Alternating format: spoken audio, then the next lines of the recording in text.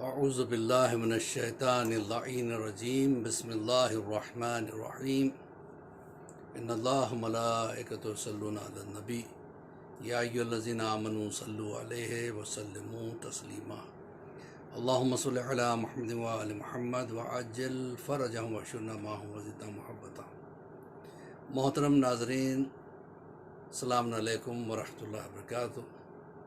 پھر سے میں آپ حضرات کے سامنے حاضر ہوا ہوں ایک نیا درس لے کے۔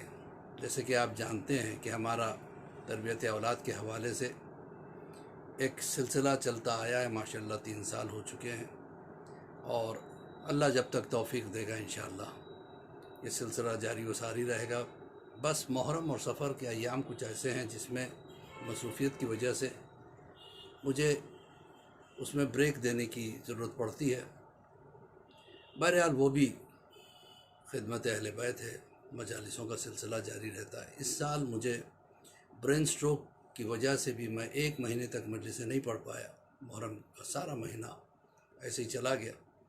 پھر سفر کی 1 تاریخ سے ہماری مجلسوں کا سلسلہ بھی شروع ہو گیا اور ابھی بھی جاری و ساری ہے۔ بہرحال اس مصروفیت کی وجہ سے میں آپ حضرات کے درمیان میں نہیں آ سکا تھا۔ اب الحمدللہ پھر میں واپس آپ حضرات کے سامنے تربیت اولاد کے حوالے سے لیسن نمبر 169 لیسن لے کے حاضر ہوا ہوں۔ انشاءاللہ پھر یہاں سے جب تک اللہ توفیق دے گا ہمارا یہ سلسلہ جاری رہے گا۔ تو عزیزان محترم، ہم مختلف موضوعات پہ گفتگو کرتے چلے آئے۔ بیسیکلی ہمارا ویژن یہ ہے کہ ہمارے یوتھ تک کچھ پیغام پہنچے اور اس سے وہ لوگ استفادہ حاصل کریں، فائدہ حاصل کریں۔ تو آج بھی ایک مختصر سا یہ کلپ کہ ایک مرتبہ جناب موسیٰ کو اللہ نے کہا کہ موسیٰ سفر کی تیاری کرو۔ تو جناب موسیٰ نے فوراً سفر کا سامان باندھا اور سفر کے لیے نکل پڑے۔ کدھر کی طرف جانا ہے؟ کہا تم شمال کی طرف سفر شروع کرو۔ موسیٰ پیدل ہی نکل پڑے۔ اللہ نے کہا موسیٰ پیدل ہی سفر کرنا ہے، یہ سواری کا انتظام کیوں نہیں کیا؟ کہا پروردگار بس لیٹ ہونے کے خوف سے تو نے کہا سفر شروع کرو، میں نے فوراً شروع کر دیا۔ یعنی جس حالت میں تھے اسی حالت میں سفر کے لیے تیار ہو۔ کتنا انبیاء اکرام جو ہے نا اللہ کے حکم کے پابند تھے۔ فوراً یعنی اگر میں سواری کا انتظام کرنے کے لیے لگ جاؤں تو اس میں تاخیر ہو جائے گی، لیٹ ہو جائے گا، وقت نکل جائے گا، لہذا پروردگار پر فوراً نکل پڑا۔ پروردگار کو یادہ بڑی پسند آئی۔ کہا موسیٰ چلو ٹھیک ہے، تم کیا چاہتے ہو کہ تمہارے لیے سواری کا انتظام ہو جائے؟ کہا ہاں پروردگار، اگر تیری طرف سے سواری کا انتظام ہو جائے، اگر ٹرانسپورٹیشن کا انتظام ہو جائے تو اور کیا کہنا۔ کہا چلو چونکہ سفر بہت لمبا ہے لہٰذا میں تمہارے لیے بہترین سواری کا انتظام کرتا ہوں۔ وہ دیکھو سامنے پہاڑی ہے۔ کہا ہاں سامنے تو پہاڑی ہے۔ کہا اس کے دامن میں ایک جھوپڑی ہے۔ ہاں پروردگار میں دیکھ رہا ہوں ایک جھوپڑی۔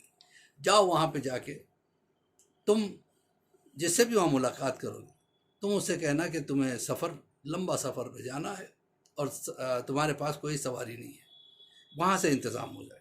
کہا ٹھیک ہے پروردگار۔ جناب موسیٰ پہاڑی کے دامن میں پہنچے، جھونپڑی کے پاس گئے، دق الباب کیا تو ایک نوجوان نے، ایک حسین خوبصورت نوجوان نے دروازہ کھولا۔ کہا فرمائیے میں آپ کے لیے کیا کر سکتا ہوں؟ کہا کہ میں موسیٰ ہوں، نبی خدا ہوں، کلیم اللہ ہوں۔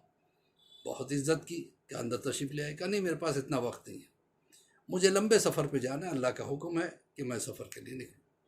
پھر اب مجھے سواری نہیں ہے، میرے پاس کوئی ٹرانسپورٹیشن نہیں ہے۔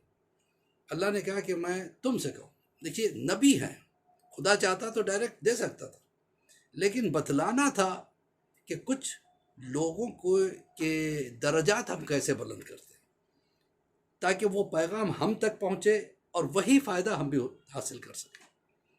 کہا کہ مجھے اللہ نے آپ سے ملاقات کرنے کا حکم دیا اور کہا کہ آپ سے میں بتاؤں تو آپ میرے لیے سواری کا انتظام کر دو۔ کیا بے فکر رہی۔ اب اس نوجوان نے ایک مرتبہ آسمان کی طرف دیکھا، بادل آسمان میں نظر آیا تو اس نے اشارہ کیا نیچے آؤ۔ اب بادل نیچے آیا، موسیٰ سے کہا آپ اس بادل پہ سوار ہو جائیے۔ جیسے جناب موسیٰ بادل پہ سوار ہوئے ایسے ہو گیا جیسے کوئی تخت ہو، تو اب اس کے اوپر سوار ہو۔ اب بادل سے کہا کہ جہاں بھی جناب موسیٰ جانا چاہتے ہیں وہ بتلا دیں گے، وہ جدھر کے رخ کے لیے کہیں گے تو ادھر پہنچا دینا۔ جناب موسیٰ بھی خوش ہو گئے۔ اس کے بعد پوچھا کہ آپ نبی خدا ہو؟ کہا نہیں، میں نبی خدا نہیں۔ کیا کوئی پیغمبر ہو، رسول ہو؟ کہا نہیں، یہ بھی نہیں۔ ولی خدا ہو؟ کہا نہیں۔ کوئی فرشتہ ہو؟ کہا نہیں۔ کہا ٹھیک ہے، بہت بہت شکریہ۔ اور وہ بادل پہ بیٹھ گئے اور کہا کہ اللہ نے مجھے حکم دیا فلاں طرف مجھے سفر کرنا ہے۔ بادل لے کے چل پڑا کہ جب تک میں نہ کہوں، جب تک خدا کا حکم نہ آئے تو مجھے مت اتارنا۔ بادل نکل گیا۔ اب ادھر جناب موسیٰ نے اللہ سے دعا کی، پروردگار یہ نہ فرشتہ تھا، نہ پیغمبر تھا، نہ نبی تھا، نہ رسول تھا، نہ ولی خدا تھا، پھر یہ طاقت اس کے پاس کہاں سے آئی؟ تو پروردگار عالم نے کہا موسیٰ یہ اس کی ماں کی دعا ہے۔ کہ پروردگار میں سمجھا نہیں۔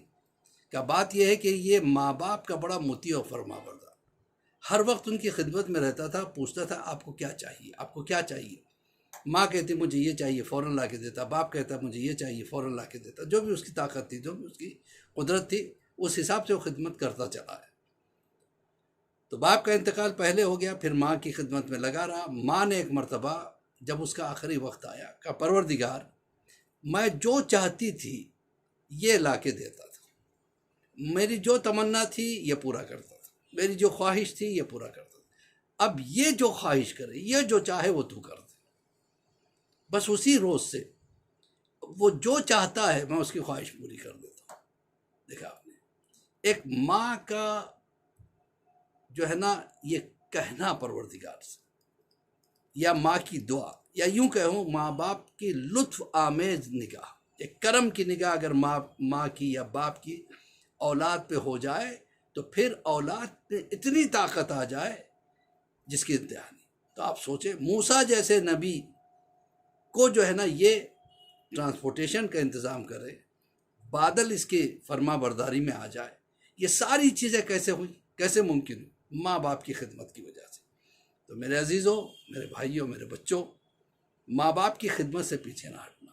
ماں باپ اگر آپ کے زندہ ہیں تو آپ کے لیے بلیسنگ ہے۔ آپ جو چاہیں ان کی دعاؤں کی وجہ سے آپ کو میسر ہو سکتا ہے۔ بس یہ ہے کہ خلوص کے ساتھ ماں باپ کو بوجھ نہ سمجھنا، ماں باپ کو زحمت نہ سمجھنا۔ اللہ نے ماں باپ دے کے آپ پہ بہت بڑا کرم کیا ہے، بہت بڑا احسان کیا ہے۔ آپ کچھ نہیں کر سکتے تھے، نہ بول سکتے تھے، نہ چل سکتے تھے، نہ کوئی کام کر سکتے تھے، نہ سمجھ سکتے تھے۔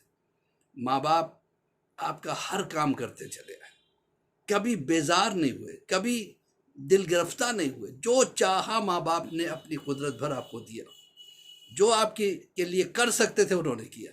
لہٰذا جو بھی آپ ان کے لیے کر سکتے ہو اس سے پیچھے مت ہٹنا، جب تک کہ ان کی زندگی ہے۔ اگر ان کی زندگی ختم ہو جائے، ایک مرتبہ جناب موسیٰ چل رہے تھے، ٹھوکر لگی، پروردگار مجھ سے کوئی غلطی ہوگی؟